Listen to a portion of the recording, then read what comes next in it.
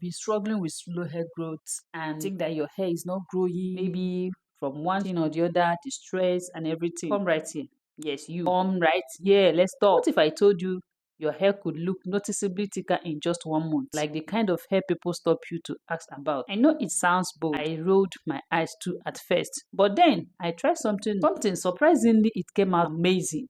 Like using natural ingredients, I was consistent with my routine, zero chemicals that I can't even pronounce them. So if your edges have been acting shy or your ponytail could use a little extra confidence, then stick with me to this video. Don't skip it. Just watch it to the end and see all the ingredients I use because I'm starting a natural 1 month hair growth challenge. We are doing this together, not me alone. You have to subscribe so you stick around to see all the changes and the steps and the stages it will take to get to that challenge. Are you ready to grow that hair you have been paying for?